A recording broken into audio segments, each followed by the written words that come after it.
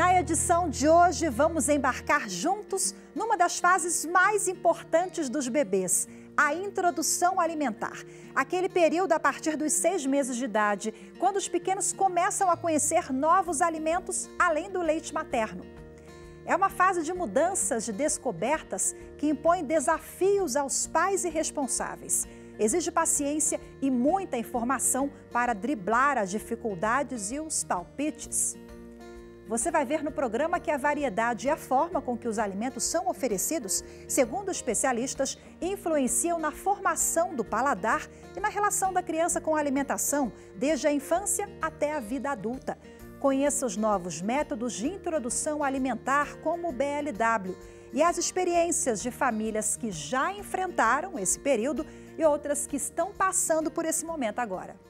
Thalita e Bruno são pais da Helena, de 7 meses. O casal mora no Rio de Janeiro e está começando a introdução alimentar da filha. Heleninha ainda mama no peito, mas aos poucos vem sendo apresentada as frutas e legumes. As preferidas são mamão, maçã, tomate e kiwi.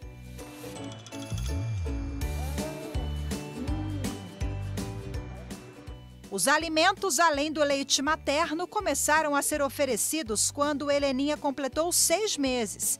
Thalita optou pelo método BLW, uma técnica de introdução alimentar, onde os adultos oferecem os alimentos em pedaços aos bebês. A hora da refeição dispensa talheres e o preparo da comida de forma amassada, triturada ou desfiada. A criança fica livre para pegar e comer sozinha. Nós optamos pelo método BLW porque ele ajuda a estimular a fala, né? Tem todo um estímulo sensorial também, coordenação motora e, assim, melhora a aceitação dos alimentos porque ela conhece o alimento na integridade, né? No BLW nós temos também como prioridade oferecer uma máxima de alimentos, né? Começamos com 2 alimentos por refeição, mas a intenção é que realmente esse bebê, essa criança conheça o máximo de frutas, de legumes, né? A sigla BLW vem do nome em inglês Baby Led Weaning, que em português significa desmame guiado pelo bebê.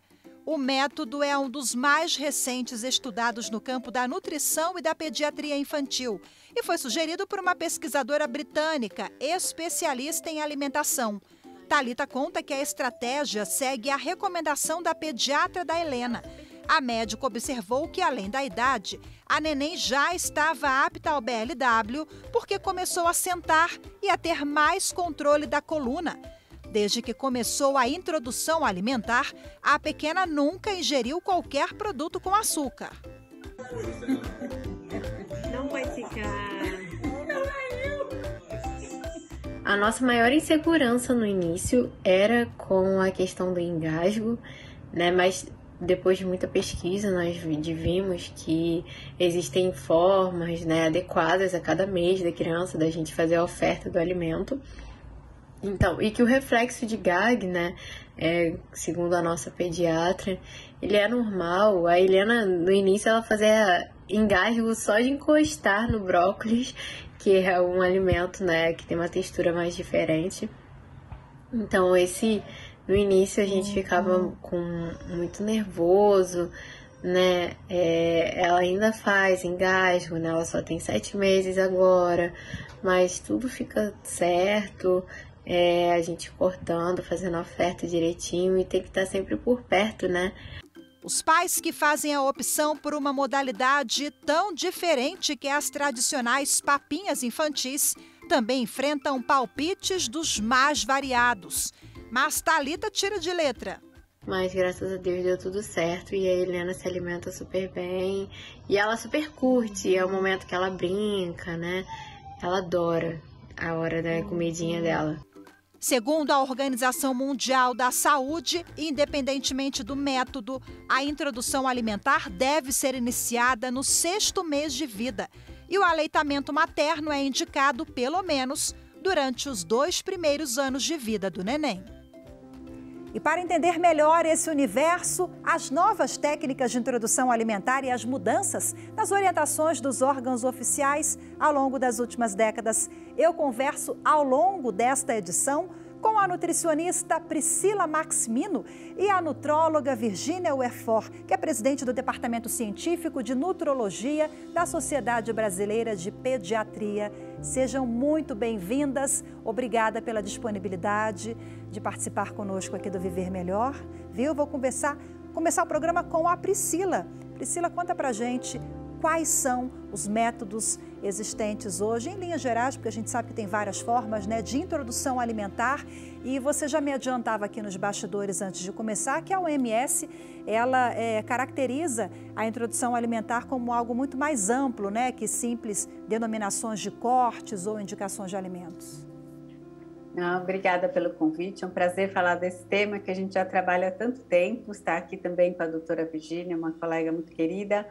Bom, introdução alimentar é aí, primeiro para conceitualizar, quando o bebê começa a comer os seus primeiros alimentos, né? Então, a gente sabe que em tempos anteriores, há décadas aí passada, era a papinha peneirada, liquidificada na colherinha, né?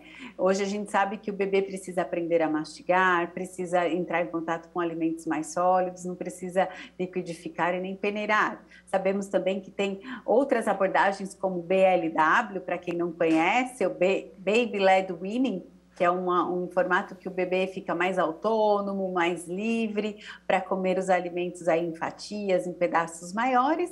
E o que a gente tem propagado muito, junto com a Sociedade Brasileira de Pediatria também, que é uma introdução alimentar responsiva, né? Que os documentos aí da Organização Mundial da Saúde também já nos indicam que é uma forma de combinar, uma forma recíproca, né, da mãe, dos pais, dos adultos que estão alimentando o bebê, perceber melhor as necessidades dele e o que ele precisa naquele momento. Você pode continuar com a alimentação da colher, pode facilitar um pouco a textura, amassar os alimentos, mas também pode oferecer pedaços maiores para o bebê, desde que esteja muito atento ao que ele está fazendo com esse alimento. Virgínia, seja bem-vinda mais uma vez ao programa. Bom, pegando o gancho aqui da Priscila, da reportagem também sobre o método BLW, quais os cuidados que essa família precisa ter? Porque é um método que está bem em alta agora, né? Muitas mães eu observo que estão usando, é muito bom, mas qual é a orientação da Sociedade Brasileira de Pediatria? Olá, muito obrigada pelo convite para estar aqui com vocês na TV Justiça e dividir essa entrevista com a Priscila. E muito interessante a sua pergunta, porque realmente o BLW está em alta, mas nós temos que ter muito cuidado com a nutrição dessa criança. A Sociedade Brasileira de Pediatria já tem um documento que segue as partes científicas, né, tanto da comunidade europeia, americana. O BLW, que é pegar o alimento, sentir a textura, e isso a criança tem que fazer sempre, né? Mas que ela tem que ter alguém que a alimente, né? Que coloque na boca. Essa papinha, que a gente continua chamando de papinha, mas como a Priscila colocou, não é aquela que batia no liquidificador, é aquele alimento mais cozido, que dá para amassar com um garfo, ficar pequenos pedaços, e aí a criança consegue pegar esse pequeno pedaço no prato e colocar a boca, né? Ela tem que se sujar, isso é importante que ela se suje. A mãe tem que ter o cuidado dela não engasgar, como que está a textura desse alimento, né? O cozimento, né, desse alimento, e o oferecer o alimento para a criança, que ela vai oferecer aquilo que a criança não está pegando, né? Por exemplo, uma carne, a criança se pegar, ela pode engasgar, mesmo bem cozida, às vezes ainda é grande, né? Então ela é mais amassadinha, mais cozidinha, outros tipos de verduras, porque a criança precisa de todos os nutrientes. Então essas mães que estão com essa preocupação, pode deixar a criança se sujar, pega o alimento, põe à boca, mas a mãe ou o cuidador ou o pai, né, oferece na colher a papinha completa para essa criança. Priscila, a introdução alimentar, ela faz diferença mesmo, a boa introdução alimentar na vida dessa criança até a fase adulta? Porque a gente escuta falar, olha, é uma fase importantíssima, a gente sabe, mas pode trazer impactos para o futuro, é isso mesmo, e por quê? Exatamente, traz impactos para toda uma vida, principalmente o ponto mais importante é a educação do paladar. Né? A criança está aprendendo, entrando em contato com novos sabores, novas texturas. Então, é muito comum as famílias, mas ele ficou com vontade do doce, ou ficou com vontade de algo mais salgado, né? Veja, ele está conhecendo os alimentos. Então, nós estamos ali registrando, né, no inconsciente da criança o que é o doce, o que é o salgado, o que é o áspero, o que é o macio, toda a infinidade de sabores, de texturas e de intensidade dos alimentos, né? Então, isso faz diferença para toda uma vida, porque ela já inicia a educação do paladar da criança. Então, até os 2 anos, né? Eu costumo dizer que a introdução alimentar, ela vai aí ao 1º ano de vida. Quando a criança faz 1 aninho, ela ainda precisa de muitos cuidados, sim, porque ela ainda continua nessa educação do paladar, continua aprendendo sobre os alimentos, e aí por toda a primeira infância, por que não? Virgínia, toda criança que completa 6 meses já está apta à introdução alimentar ou outros fatores também devem ser observados? Isso é uma pergunta importante, né? Porque nós queremos aleitamento materno exclusivo até 6 meses. Então, por isso, foi definido esses 6 meses para iniciar a introdução alimentar. Mas se a mãe vai trabalhar 4 meses, né, que foi essa licença maternidade, ela pode iniciar a alimentação desde que a criança esteja sentando sozinha, ela segura o corpinho, a hora que oferece a colher na boca, o alimento na boca, ela sabe engolir, né? Ela não joga fora, então ela não tem um reflexo, né, de cuspir o alimento ou dar vômito. Então, se a mãe experimentou alimentar a criança, ela teve esse reflexo, né? Ela não aceitou o alimento, ela não está preparada. Ela ainda tem que continuar só com o líquido, que é o leite, né? E aí ela pode ordenhar o leite, né? Ela estoca o leite materno e enquanto ela estiver fora, oferece aquele leite, ou passar para uma fórmula infantil, que não é o ideal, sempre é o leite materno mesmo, né? Mesmo aos 6 meses, às vezes a criança não está preparada. Se ela é uma prematura, às vezes ela não está preparada para receber o alimento. Então, é muito importante isso, olhar a boca da criança. Ela está rodando o alimento na boca, ela está engolindo, ou ela está jogando fora? Que muitas vezes é interpretado, ela não gostou desse alimento, por isso que ela joga fora. E, na verdade, não é. É que ela não sabe rolar o alimento na boca e engolir. Então, esse prazo é importante a gente orientar a família. Priscila, falando em orientação à família, essa família também precisa se preparar para esse momento? Porque às vezes a pessoa quer escolher ali um método, mas o pai não está preparado para aquele método. Tem isso também? Com certeza, com certeza. A mãe estava ali, né, só no leite materno e de repente o bebê vai comer 1, 2, 3, 4, 5 vezes ao dia até fazer o 1º aninho. Então, não só a mãe, o pai, os avós, o tio, um irmão mais velho, né, precisa ter esse olhar atento para as necessidades do bebê, porque ele precisa de uma rotina alimentar saudável, um ambiente alimentar que seja saudável para ele educar esse paladar. Então, é uma missão da família, né? Uma missão da família toda, colocar esse bebê junto às refeições para fazer a papinha principal, o almoço junto com os pais, com o irmão, com quem estiver na casa. Precisa de uma educação para a casa toda. Virgínia, existem alimentos proibidos nessa fase da introdução alimentar? E quais? Não tem alimento proibido. Até isso também é um mito, né? Não pode introduzir o peixe, não pode introduzir o ovo. Então, iniciou a alimentação complementar, tem que ter todos os nutrientes, então são todos os tipos de alimentos, né? Por exemplo, o tubérculo, o cereal, né? O arroz ou a batata, né? Ou a mandioca, a proteína animal, vários tipos de carne, a carne de porco, o ovo, né? O peixe, o frango, a proteína vegetal, feijão ou soja, e as hortaliças, as verduras, os legumes. Então, desde a primeira papinha, tem que ter tudo isso. Então, muitas vezes, esse retardar o alimento, né, principalmente que tem o questionamento o ovo, o peixe, o camarão ou o caranguejo, não deve, porque é um período que a criança, tendo contato com esses alimentos, ela também não se sensibiliza para ter alergia alimentar mais para frente, né? Ou ter alergias de pele por causa do alimento, né? Então, introduziu a alimentação de 4 até 6 meses, que é a época de introduzir, né? Para evitar esses processos alérgicos. Todos os alimentos são permitidos, as frutas também. Priscila, antigamente a gente colocava ali, a avó, né? Colocava um pouquinho de açúcar no chazinho de erva doce, uma pitada de sal para dar gosto ali, e a orientação dos próprios órgãos oficiais, essa orientação mudou e vem mudando ao longo dos anos para ter uma adaptação ao tempo, aos novos estudos, né? O que pode, o que não pode relacionado a sal e açúcar, por exemplo? Isso aí, o bebê, em relação ao sal, vamos começar no sal, ele ainda não tem um sistema gastrointestinal, produção de enzimas, né, maduro, ele ainda está amadurecendo, ainda está se desenvolvendo. Então, ele não precisa do sódio, do sal de cozinha. Ele precisa, sim, porque o sal, veja bem, além de ter o sódio, ele realça sabor. E o bebê está tendo contato com seus primeiros sabores. Né? Então, é importante que o bebê tenha contato com os sabores naturais da forma como eles são, né? Por uma questão de educação de paladar e por uma questão fisiológica de funcionamento do corpinho dele, ele não precisa desse sal. E o açúcar também, aí a gente estende um pouquinho mais até os 2 anos. Então, nos primeiros 2 anos de vida, é importante que a criança não tenha esse dulçor artificial, vamos dizer assim, adoçado, né? Que ela tenha contato com os alimentos no sabor que eles estão naturalmente.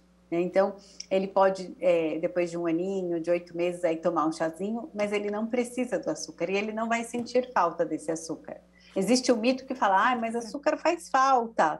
A pessoa precisa de um pouco de açúcar, né? Eu ouço muito isso dos avós, dos pais, mas nós já temos os carboidratos, né, essa fonte de energia de outros alimentos, né? Então o bebê vai ter fonte de energia através do próprio leite materno, vai ter do arroz, da batata, dos cereais, da aveia. Então ele não vai precisar ter contato com açúcar nem com sal no primeiro ano de vida, nunca. Vamos agora falar dos riscos da introdução alimentar antecipada. Os estudos apontam que oferecer alimentos antes dos 6 meses do bebê pode comprometer o seu desenvolvimento não só a curto, mas a longo prazo. E pode ser perigoso. Assunto para o quadro Você Sabia?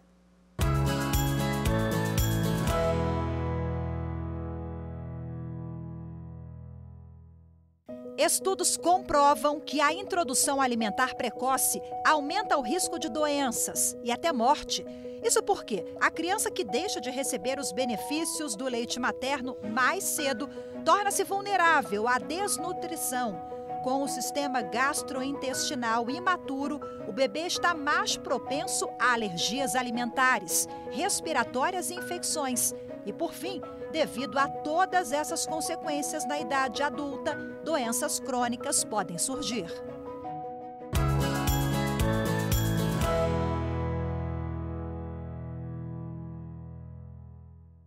O Viver Melhor agora faz uma breve pausa e daqui a pouco apresenta o choque de gerações no quesito introdução alimentar na família da Maria Paula de Brasília. A Maria Paula tem 40 anos, é mãe da Gabi, de 24, do João, de 17, do Davi, de 7 anos. A avó do pequeno Aiô, de 2 anos, respeita as escolhas da filha, mas anda preocupada com a alimentação do netinho. Eu me intrometia? Sim, eu sou mãe, gente, pelo amor de Deus, né? E vó, né? Como é que eu não ia me intrometer? Eu me intrometia, eu falava, Gabi, dá uma maçã raspadinha pra essa criança, você comeu, eu te criei, olha o seu tamanho, você tá linda, forte. Os detalhes dessa história você confere daqui a pouquinho e voltamos já.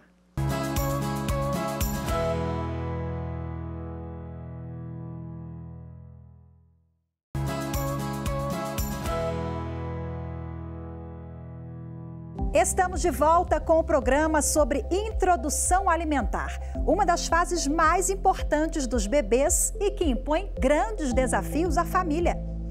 Além de lidar com as transformações dessa fase da vida da criança, pais, mães e responsáveis têm que enfrentar ainda os palpites em torno das estratégias adotadas.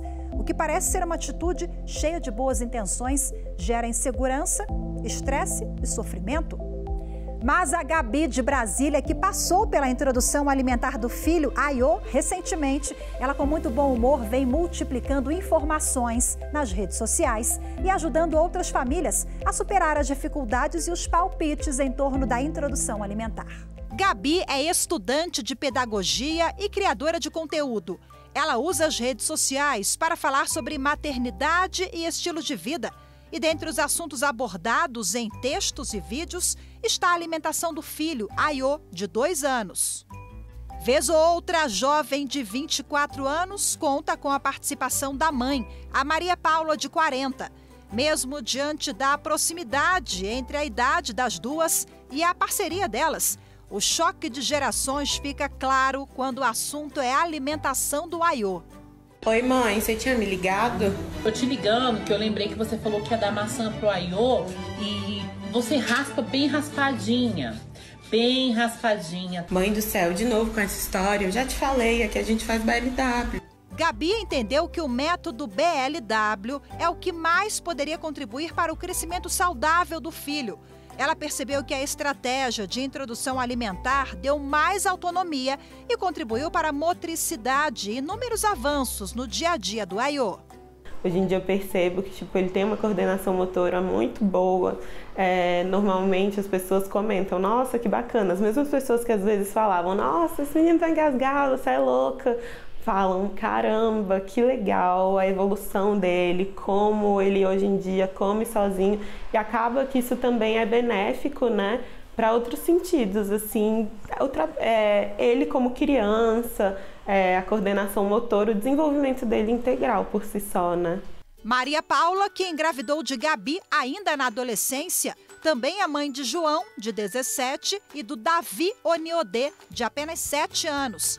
Diante de experiências tão distintas por conta da faixa etária dos filhos, a jornalista se assustou com a mudança nas indicações de médicos sobre a introdução alimentar do filho e do neto, mesmo em apenas 5 anos de diferença de idade entre eles. Mudou tanto de 7 anos para 2 anos que eu mesma fico assim, sabe assim, meu Deus, como assim mudou? Eu acabei de parir. Eu tenho uma criança de 7 anos, né? Então como se eu acabei de ganhar neném, eu acabei de estar, né? E mudou muito, tudo ela fazia diferente, tudo era um método dela diferente, que ela leu, a importância do ritmo da casa e ficando mais baixo a tal horário, 7 horas, porque para o neném entender que está anoitecendo e ele dormir, ter o horário de dormir, tudo ela tinha outra metodologia. E aí quando ela vem com a alimentação, a introdução alimentar. Mas Maria Paula admite que com a mãe dela também enfrentou questões parecidas. Minha mãe tinha um negócio da funchicória, né? Com o Mabi principalmente, dar funchicória na chupeta para ela, né, pegar. Eu não queria dar a chupeta, mas acabei cedendo e dei a chupeta, porque tava difícil. Vamos dar funchicória. Punha chupeta na funchicória. A menina chupava, parava de chupar. Minha mãe colocava de novo. Não, Maria Paula, vamos dar. É bom chá de erva doce, dá um pouquinho. Eu dei, você não morreu. Mãe, a pediatra disse que não é para dar nada. É só o leite materno. Não, mas é bom. Me escuta. Gabi lembra que com os novos estudos, mudou até o direcionamento sobre os métodos de introdução alimentar dos órgãos oficiais e de pediatria. É engraçado porque esses dias mesmo eu estava olhando uma cartilha, minha cartilha de vacinação, assim, há muito tempo atrás, e estava lá falando que a introdução alimentar deveria começar com 4 meses. E é muito engraçado, né, porque era a recomendação dos órgãos de saúde, mas algo que hoje em dia a gente vê como ultrapassado, porque 4 meses a criança ainda não tem sinais de prontidão, né? Que às vezes é sentar com o mínimo de apoio para na hora de comer evitar o engasgo. Mas a mãe alerta que, dependendo da escolha sobre a introdução alimentar, é importante ficar atenta, estar por perto para ajudar os pequenos, sem fazer por eles, e para evitar acidentes. Como ela decidiu pelo BLW, antes de tudo buscou informações sobre os cortes dos alimentos e técnicas de engasgo. A Iô já passou por apuros e, graças ao conhecimento da mãe, deu tudo certo. E ele engasgou foi com líquido de feijão, não foi nem com alimento sólido. E, assim, é isso, os mesmos riscos para alimentos sólidos, líquidos e leite materno. E eu digo que o que salvou a gente foi que eu aprendi a fazer a manobra de desengasgo. Com bom humor, respeito e muita parceria, mãe e filha mostram que as divergências de opinião sobre a criação dos filhos podem até existir, mas ensinam que mesmo pensando diferente, dá para ser leve e respeitar as escolhas da outra. Teve uma questão de respeitar o espaço dela, que foi muito importante, respeitar as decisões dela. Eu me intrometia? Sim, eu sou mãe, gente, pelo amor de Deus, né? E vó, né? Como é que eu não ia me intrometer? Eu me intrometia, eu falava, Gabi, dá uma maçã raspadinha pra essa criança, você comeu, eu te criei, é o seu tamanho, você tá linda, forte. E ela falou, mãe, é seguro, é assim que eu vou fazer com meu filho, então tudo bem, é o seu filho, eu sou a avó. Acredito que esse choque geracional é forte, não por, elas fizeram de uma forma errada, né? Mas sim fizeram de acordo com as informações que elas tinham na época, naquele momento, né? De volta ao estúdio agora com as minhas convidadas de hoje, a nutricionista Priscila Maximino e a nutróloga Virgínia Wefor. Vou começar com a Virgínia agora. Virgínia, esse conflito de gerações que a gente acompanhou agora na reportagem, isso é muito comum no dia a dia e qual a orientação às mães e responsáveis que estão enfrentando isso? Não, realmente é muito comum. E até assim, é difícil essa briga de gerações, né? Que a filha quer seguir o moderno e a avó quer que continua, que criou todos os filhos, estão todos saudáveis, né?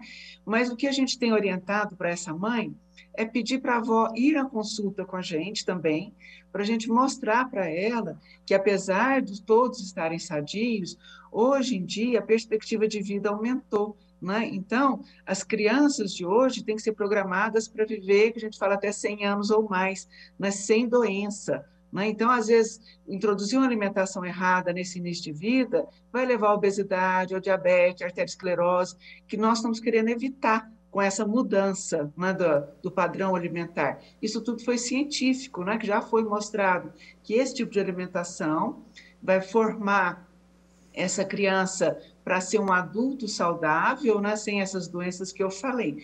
Mas eu concordo que muitas vezes é difícil convencer essa avó, né? Mas se conversa com a gente tenta mostrar, e agora a vez do filho, né, educar o seu filho. Mas a gente orienta essa filha também para seguir o que é científico, né? O que tem já documentado, o que as sociedades científicas têm falado. Então, ouvir seu pediatra, sua nutricionista, para ter uma orientação saudável também. Priscila, falando em orientação, hoje em dia você observa que tem muita informação e pouco conhecimento, porque está cheio de blogueira por aí, a gente tem acesso hoje, que bom, né, a sites, a influencer falando sobre a alimentação, mas isso é um perigo também, né? A gente precisa se certificar se a informação é de qualidade. Exatamente. Eu recebo mães no consultório muito angustiadas. Com o quê? Com tudo que elas leem, com tudo que elas assistem, com tudo que elas estudam.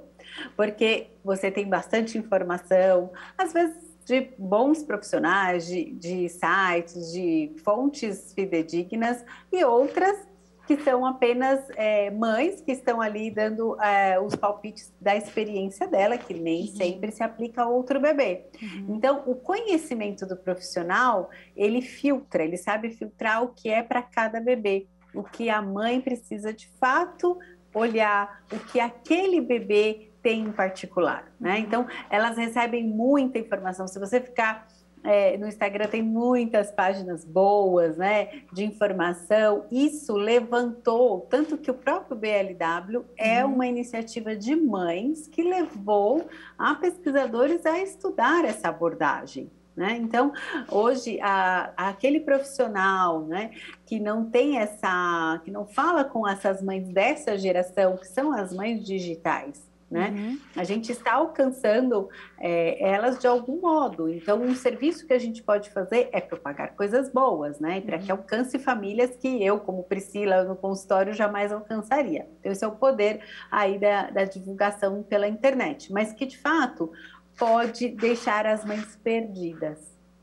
Então, a internet, o blog, o site, ele é bom para chamar a atenção, porém ele não pode substituir uma avaliação individualizada jamais, né? Porque ali vem o conhecimento do profissional aplicado àquela criança, né? Então é importante que você se informe, né? Aquilo que você gostaria, porque isso traz também mais poder aos pais, né? Mais consciência desse processo. Porém, ele precisa do conhecimento do profissional ali numa avaliação mais individualizada. Excelente reflexão, excelente, Priscila. Virgínia, olha só, no primeiro bloco, a Thalita, a mãe da Helena, ela colocou a questão do reflexo de gag, engasgos, né, que são comuns nessa faixa. Agora, a Gabi, na reportagem, ela também traz isso. Eu queria que você explicasse para a gente se são comuns, de fato, e por que eles ocorrem, e a característica mesmo do reflexo de gag. Então, o que a gente observa, algumas crianças que têm esse reflexo, né? Porque às vezes elas não estão preparadas para receber aquele alimento numa textura mais consistente. Então, às vezes tem que continuar cozinhando um pouco mais o alimento para ficar mais macio, um pedaço menor, ela não está conseguindo ainda rolar na boca e mastigar aquele alimento, né? Para não ter esse reflexo. Outras vezes, essa imaturidade, né, que faz com que ela rejeite aquele alimento. Então, tem que dar o tempo para aquela criança, para ela aceitar aquela textura, ver se já desenvolveu, né, a sua coordenação neuromuscular, né, principalmente oral, para digerir esse alimento, mastigar, né, e engolir sem ter o reflexo. Priscila, bebês podem ter uma alimentação vegana ou vegetariana? Sim, podem ter sim, eles têm o aleitamento materno até os 6 meses, né? Para as mães, as famílias que adotam esse estilo alimentar é uma crescente, né? A busca por essa forma de alimentação. É importantíssimo que nesse caso a criança tem algum tipo de suplementação, por exemplo, né, vitaminas do complexo B, a B12 principalmente, ela precisa ser complementada em forma via oral, com comprimido, gotas, aí o profissional vai fazer uma avaliação de quais os nutrientes essa criança está consumindo.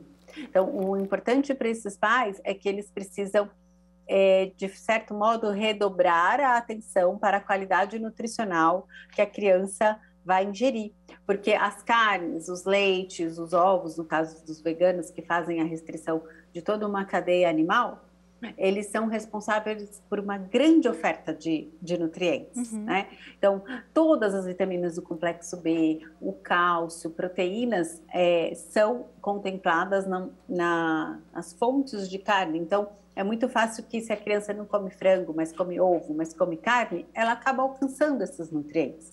E quando a alimentação é vegetariana, restrita, ovo-lácteo vegetariana ou até vegana, então ela vai fazer uma grande restrição de alimentos, ou seja, aqueles alimentos não farão parte da alimentação em nenhum momento, então você complementa possíveis nutrientes que estarão em falta com uma fórmula de vitaminas, de minerais preparadas para aquele perfil, para a faixa etária. A fórmula de vitaminas e minerais dos adultos não é a fórmula de vitaminas e minerais das crianças. Né? Existe uma outra necessidade. Então, tem que ter, sim, um olhar redobrado para a oferta de nutrientes que aquela família vai oferecer para a criança. Eu queria lembrar, não sei se você vai continuar no mesmo tema, da mãe que está amamentando, né, que a Priscila destacou bem, aí a mãe amamentando, e se ela for vegana, ela tem que receber essa suplementação, né, principalmente o ferro, o zinco, a B12, né, e o do complexo B, para passar para o leite materno e passar para o bebê. Assim o bebê não vai ter anemia ferropriva, que é muito comum em qualquer criança, não só a vegana, mas aí a mãe recebendo esse suplemento passa para o bebê não vai ter a deficiência. Uhum. Eu ia te perguntar, Virgínia, também a questão da orientação da Sociedade Brasileira de Pediatria sobre a introdução de sucos, né? Os sucos devem ser inseridos só a partir de 1 ano, é isso? E por quê? Isso. Isso também é científico, né? O que os trabalhos mostravam?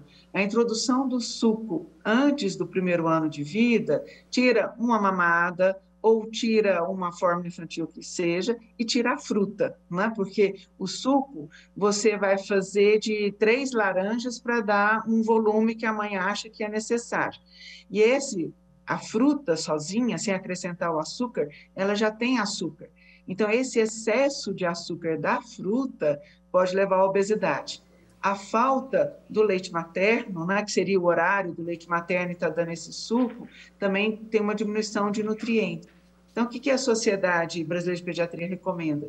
O suco após o 1º ano, mas não é necessário usar suco, pode continuar com a fruta, porque a fruta, além da vitamina que tem na fruta, tem a fibra que vai ajudar no intestino, na absorção de nutrientes ou eliminação de outros, né?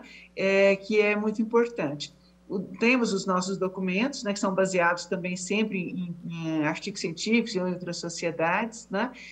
Principalmente baseado na prevenção da obesidade. Agora, não quer dizer que a partir dos 2 anos está liberado o suco, não. Uhum. A gente tem uma tabelinha, o 2º ano é em torno de 120 ml por dia, não é por vez que toma o suco, né? Justamente para isso, reforçar a importância da fruta.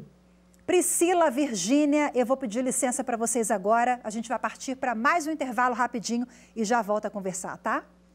Daqui a pouquinho você vai conferir os detalhes de uma pesquisa que constatou que crianças que tomaram o leite materno por mais tempo são mais inteligentes. Os detalhes desse estudo, daqui a pouco, voltamos já.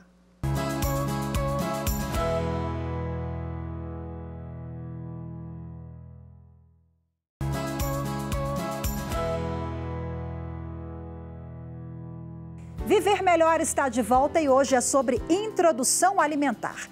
Uma pesquisa feita pela Universidade de Oxford constatou que crianças que tomaram o leite materno por mais tempo são mais inteligentes. Esse estudo foi realizado com mais de 7.000 crianças e publicado na revista científica PLOS ON. Confira os detalhes no quadro Avanços.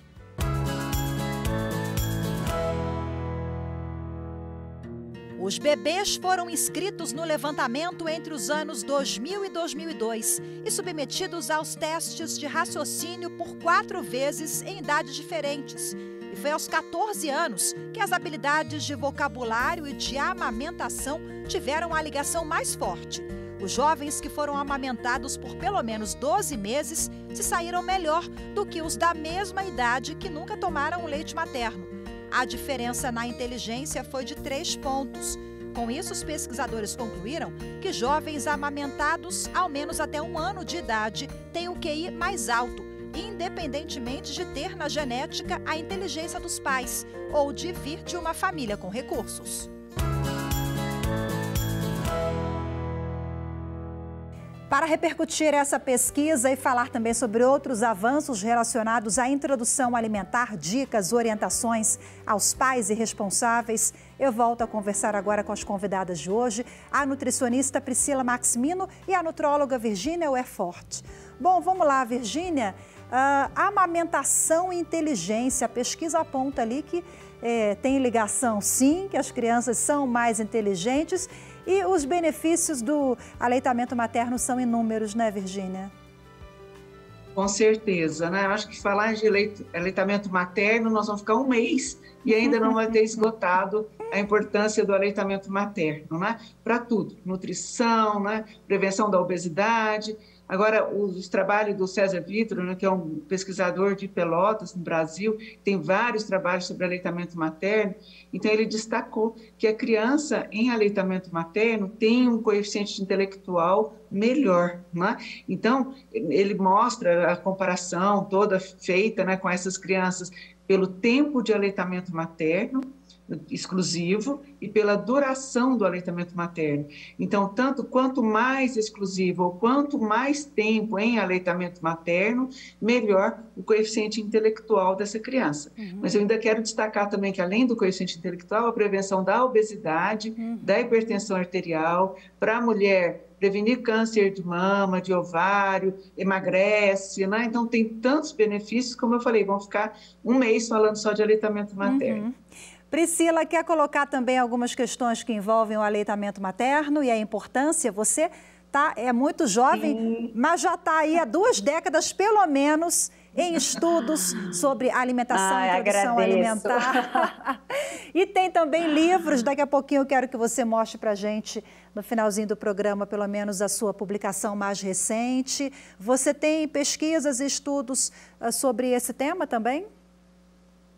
Sim, a gente, dentro do Instituto Pense, que é um instituto de pesquisa em São Paulo, ao qual eu também trabalho, nós identificamos há pouco que as crianças com mais dificuldades alimentares, mais dificuldades para comer, tem um menor tempo de aleitamento materno, né? Como a doutora Virgínia também contou, a gente poderia falar dos benefícios, assim, eternamente, e tem coisas que ainda a ciência e a medicina ainda nem identificou e ainda estão ainda por vir de mais benefícios, né? Mas no dia a dia ali, a gente sabe que as mães precisam de apoio para amamentar, precisam de alguém que faça um almoço, que lave a roupa, que dê esse tempo para a mãe. Então, não é só a mãe que amamenta, né? A família toda amamenta junto, porque a mãe precisa estar disponível dia e noite para que isso aconteça de fato no dia alimentar do bebê, né? Então, se você tem outros irmãos, se você tem cunhados, tios,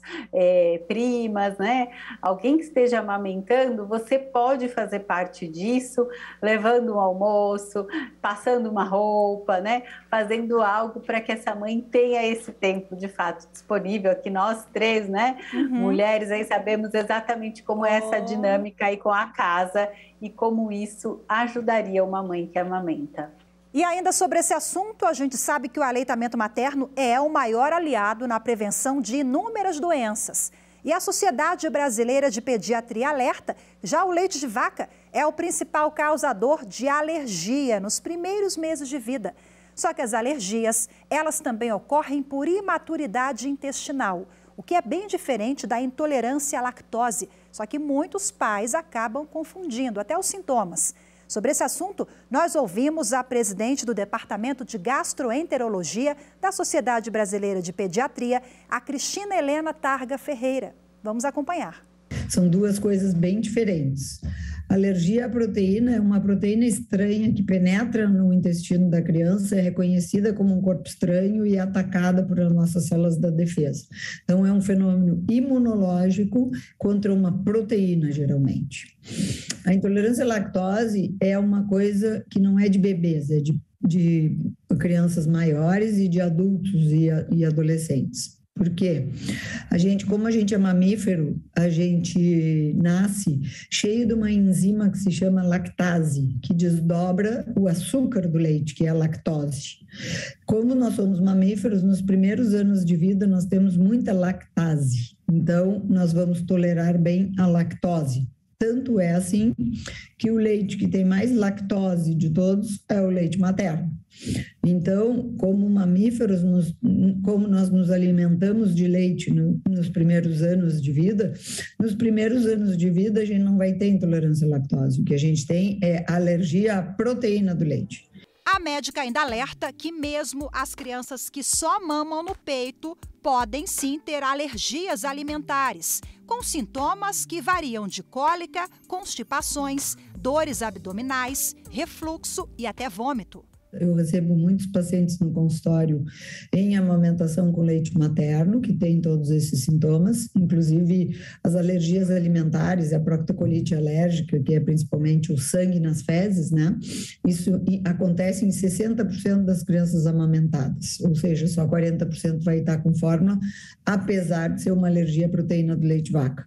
A gente sabe que a proteína do leite vaca passa através do leite materno e a criança amamentada também pode ter. E a cólica, os distúrbios funcionais que a gente chama, cólica, constipação, a força para o bebê evacuar, o choro, tudo isso e principalmente os distúrbios de alimentação acontecem nos primeiros 6 meses, tem muito a ver com a imaturidade e é uma consulta bem frequente no gastroenterologista pediátrico.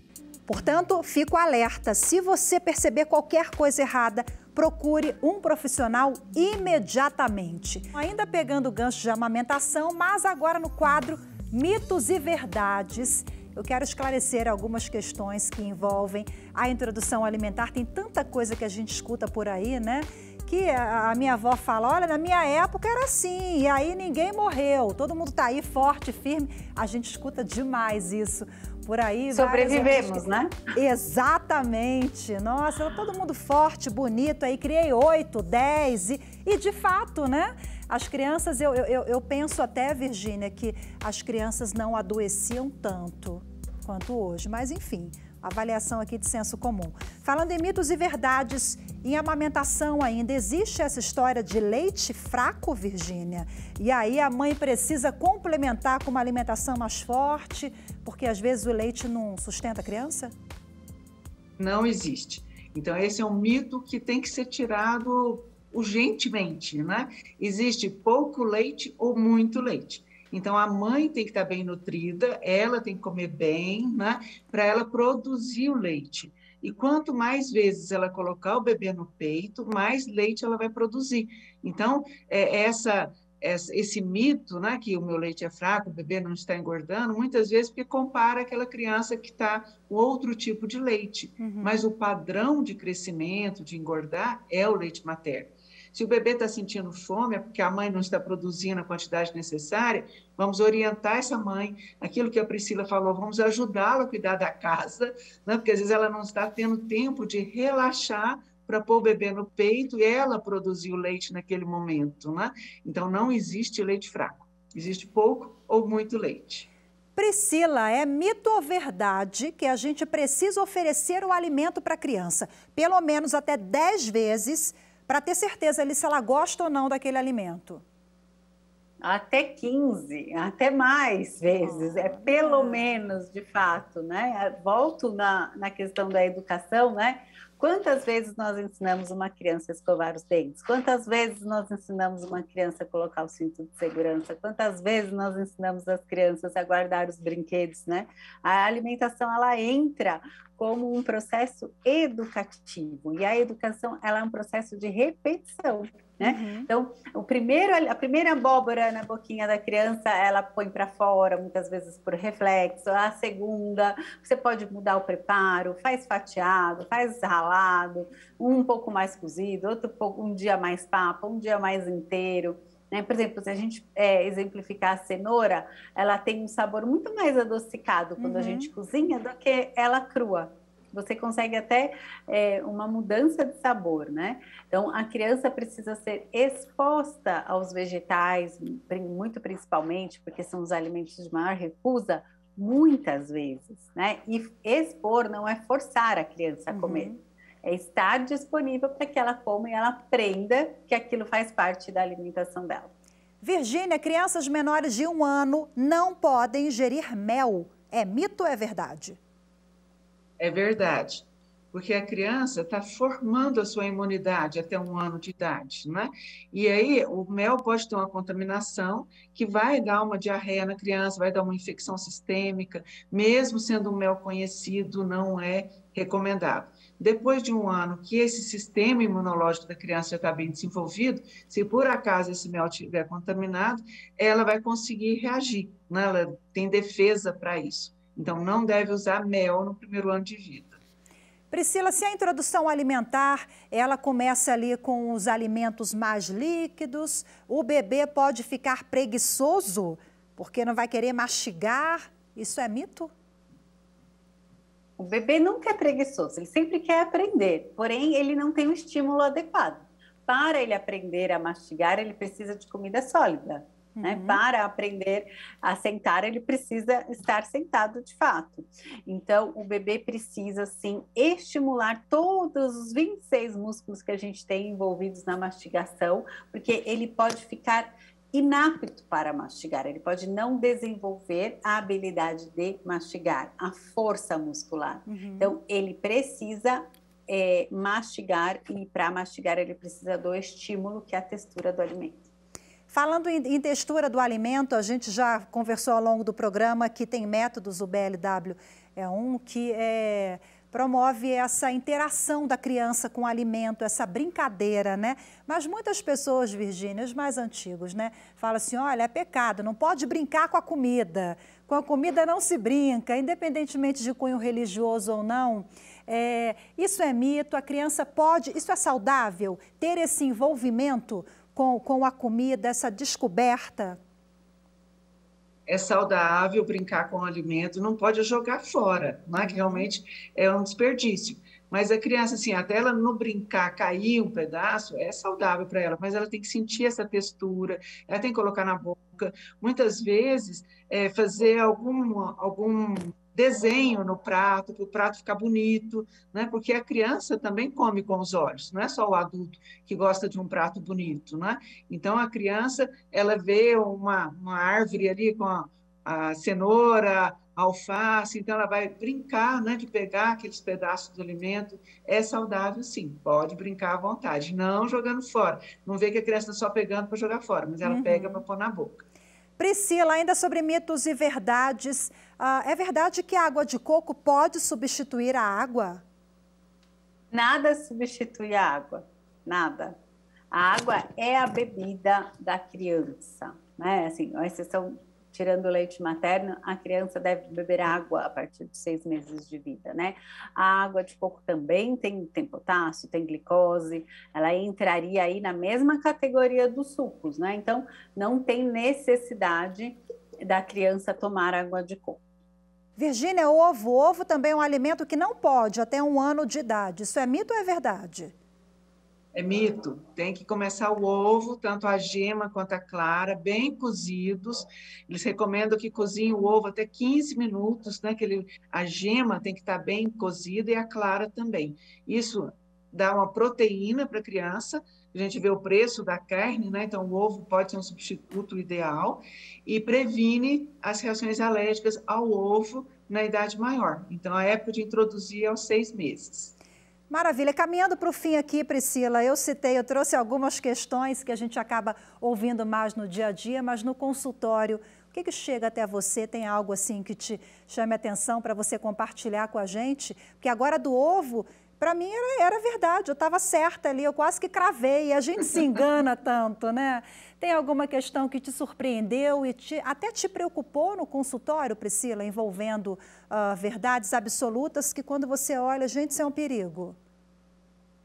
A gente tem 2 grandes problemas hoje no consultório. Meu filho não come, meu filho come demais.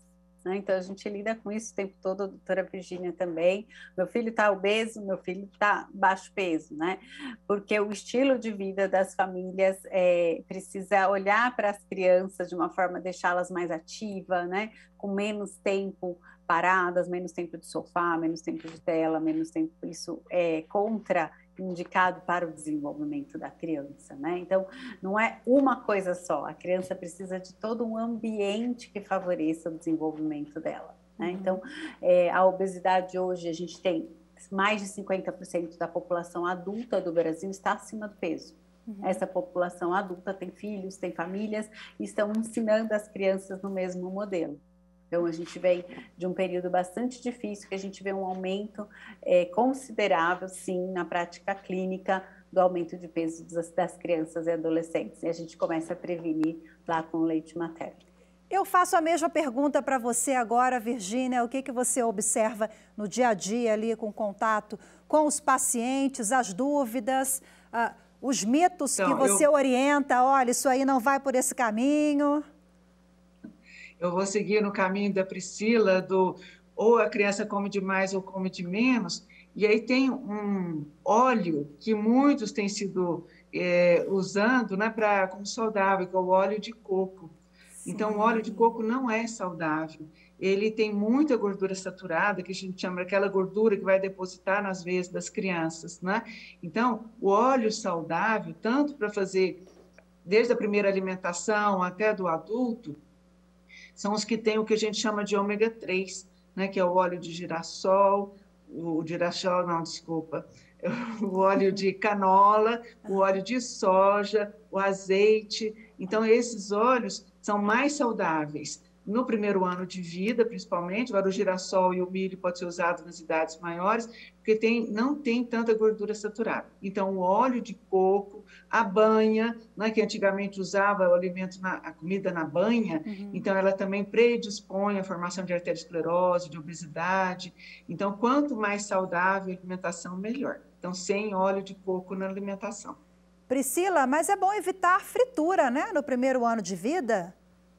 Sim, no primeiro, no segundo, no terceiro, primeiro ano de vida nunca, né? Porque, de fato, a criança não precisa disso, né? Ela precisa conhecer os alimentos de um outro formato.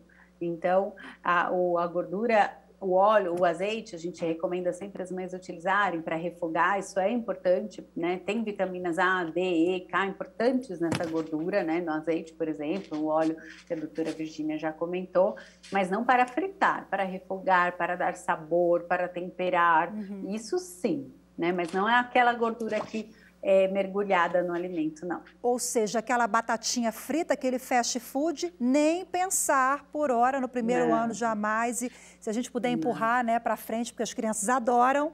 Mas se você não oferece, elas não conhecem e não vão gostar, né? Eu queria que você mostrasse seu livro, Priscila, antes da gente encerrar. Qual o seu livro mais recente?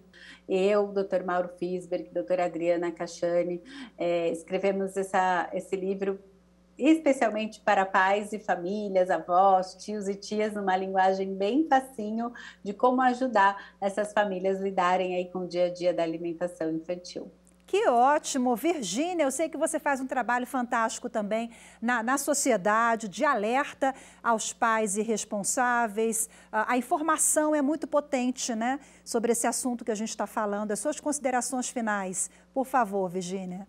Então, pela Sociedade Brasileira de Pediatria, tem vários manuais, várias orientações, tanto para pediatras quanto para família. Eu também tenho um livro que é Nutrição no Primeiro Ano de Vida, né? Nutrição na Infância, da Neonatologia e Adolescência, que já estamos na 3ª edição, e que a gente tenta passar esse científico, como foi falado lá no começo, né? Tem tantas informações que eu vou saber que é o certo ou o errado, né? Então, vamos consultar os livros. A Priscila tem vários outros livros também, junto com o Mauro, os outros colegas da pediatria com livros também. Ok, eu quero agradecer demais, mais uma vez, a participação da nutricionista, a doutora Priscila Maximino, a nutróloga Virgínia Uefor. Muito obrigada pelas dicas, pelas orientações, pela troca de ideias aqui ao longo da edição, viu?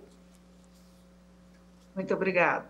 Muito obrigada, até mais. Até mais, e muito obrigada a você também que nos acompanhou em mais uma edição do Viver Melhor. Temos um encontro marcado no próximo programa, eu te espero, até lá. Tchau, tchau.